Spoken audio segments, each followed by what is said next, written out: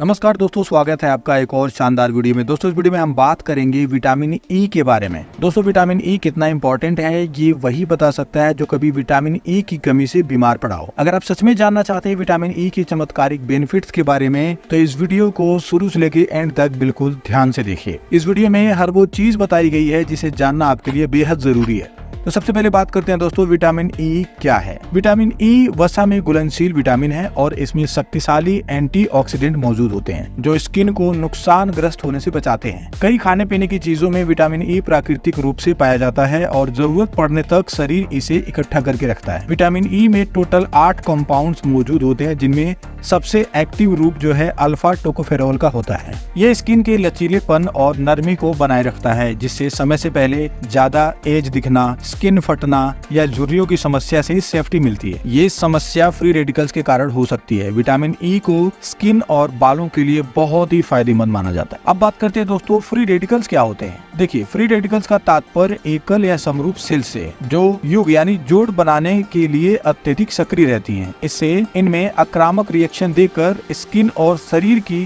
Good sales को नुकसान पहुंचाने की क्षमता होती है। इस रिएक्शन के कारण जो गुड सेल्स होते हैं उनको नुकसान पहुंचता है और ऑक्सीडेटिव तनाव भी पैदा होने लगता है। स्किन को सबसे ज्यादा नुकसान पहुंचाने के अलावा फ्री रेडिकल्स का असर शरीर के अन्य टिश्यूज और ऑर्गन सिस्टम जैसे central nervous system, cardiovascular system, immunity system आदि पर पड़ता है। इन सेल्स के अनियंत्रित कार्य करने की वजह से 8 प्रकार के रोग हो सकते हैं जिसमें नंबर 1 है अल्जाइमर और डायमेंशिया जैसे केंद्रीय तंत्रिका से संबंधित बीमारियां। नंबर 2 स्किन रोग जैसे समय से पहले झुर्रियां पड़ना, स्किन में लचीलापन, नरमी कम होना, स्किन की बनावट में भी बदलाव आने लगते हैं। नंबर 3 बालों से संबंधित समस्याएं जैसे बालों का झड़ना, समय से पहले बालों का सफेद होना। नंबर 4 रूमेटाइड आर्थराइड जैसे इम्यून सिस्टम का अपने ही स्वस्थ सेल्स पर हमला करना। नंबर 5 डिजेनरेटिव बीमारी जो समय के साथ एक टिश्यू या एक अंग को खराब कर देती है। नंबर 6 धमनियों में रुकावट के कारण एथेरोस्क्लेरोसिस होना। नंबर 7 नेत्र संबंधित बीमारियां जैसे आंखों में धुंधलापन, अंधापन यानी मोतियाबिंद तक हो सकता है। Number 8 diabetes. अब बात करते हैं दोस्तों शरीर में फ्री रेडिकल्स आखिर बनते क्यों हैं। फ्री रेडिकल्स यानी खराब सेल्स जिसे हम बोलते हैं प्राकृतिक रूप से बनते हैं।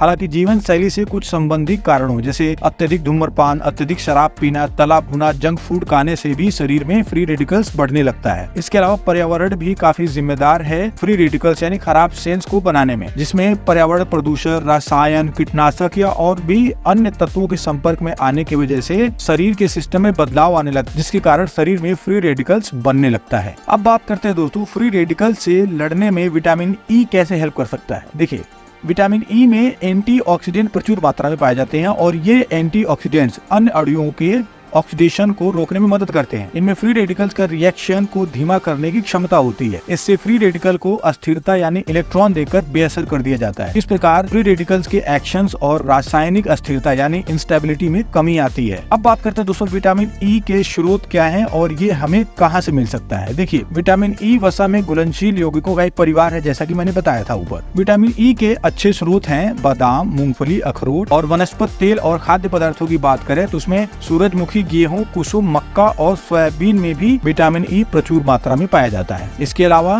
सूरजमुखी के बीज और हरे पत्तेदार सब्जियां जैसे पालक, ब्रोकली में भी विटामिन ई बहुत ही ज्यादा मिलता है। अब बात करते हैं दोस्तों विटामिन ई खाने के क्या क्या फायदे हो सकते हैं। देखिए, विटामिन ई प्रत्येक नुकसान से मानव सेल्स की रक्षा करता है। जो हमारे शरीर में सेल्स होते हैं उनकी रक्षा करता है। स्वास्थ्य समस्याओं की कई किस्मों को कम करने में सहायता करता है जिसमें कैंसर हो गया, दिल की बीमारी, भूलने की बीमारी जैसी और भी कई भयंकर बीमारियां हैं जिसे विटामिन ई रोकता है। विटामिन ई के और भी अन्य फायदे हैं दोस्तों। सेल्स प्रोटेक्शन के अलावा विटामिन ई डिफेंस सिस्टम के कामकाज के लिए भी बहुत महत्वपूर्ण है। विटामिन ई आंखों की लंबी अवधि तक रक्षा करता है।